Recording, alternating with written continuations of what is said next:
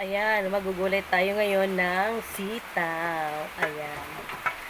Yung gulay natin today ay sitaw, guys. At saka lalagyan natin ng malunggay.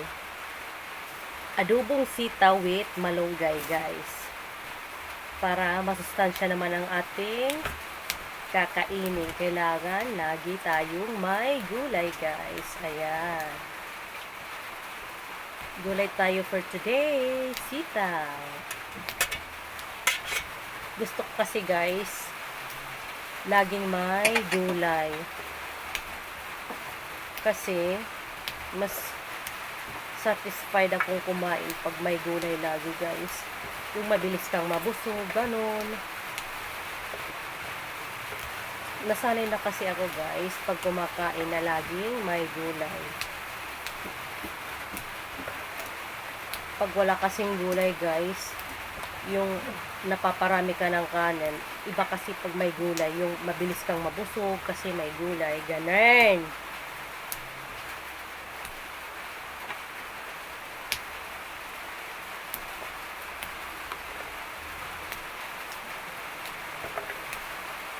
Ang sitaw, guys, mura lang yung sitaw sa amin dito, guys. Halagang 20 pesos makakapagulay ka na. Fresh pa. Fresh pa yung gulay, guys. Fresh from the farm.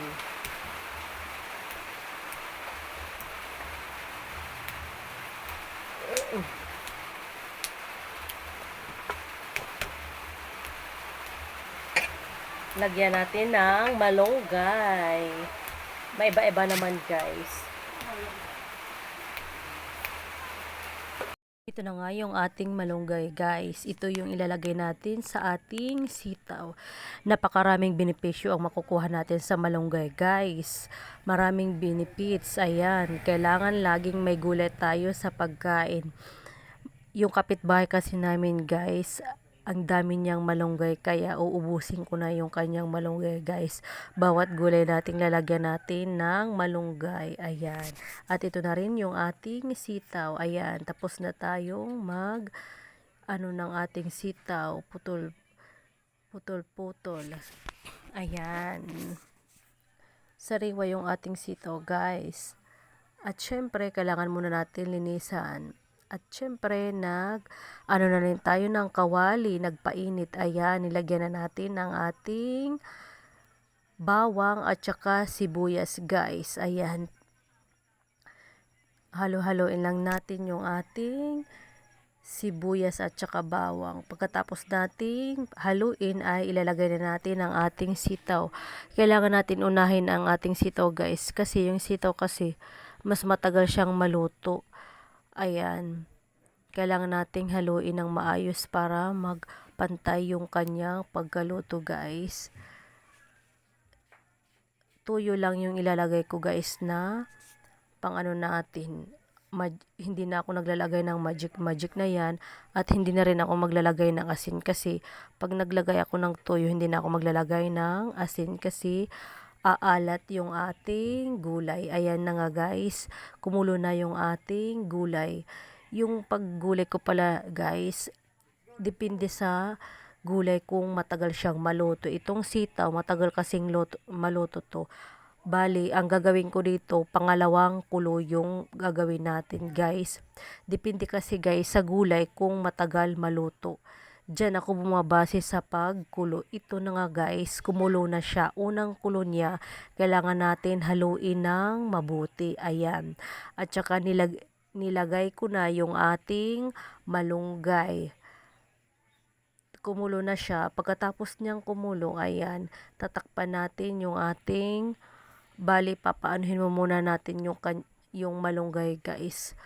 Hindi natin masyadong lulutuin. Kuluin natin ulit ng isang bisis na kumulo. Ayan na nga. Kailangan muna natin haluin yung ating gulay para mapantay yung kanyang luto, guys. Ayan, haluin muna natin yung ating gulay. Pagkatapos nating haluin, syempre lagyan natin ng ating toyo. Ayan. Kunti lang yung ilalagay kong toyo guys ha, hindi marami, yung tama lang na makakapagpaalat sa ating gulay. Ayan, hindi ako maraming maglagay ng toyo guys, yung tama lang yung lagay ng ating toyo. At syempre, lalagyan din natin ng tubig. Yung tubig natin guys, hindi marami. Kunti lang yung ilalagay natin para maluto lang ng maayos yung ating gulay. Kailangan nating halu-haluin para mapantay yung kanyang pagkaluto at saka para ma-absorb din yung ating malunggay.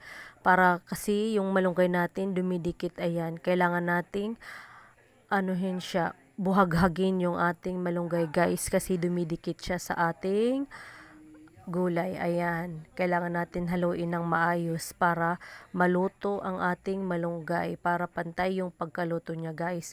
Pagkatapos yan guys, kailangan muna natin takpan at lagyan ng tubig. Kunti lang yung nilagay kong tubig guys, hindi ako marami yung maglagay ng tubig para ma-absorb lang yung guys, yung ating malunggay guys kasi dumidikit siya, yung iba kasi hindi pa luto. Ayan, kailangan lagyan ng tubig.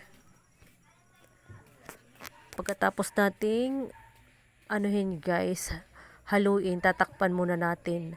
Ayan na nga guys, pangalawang kulo na to guys.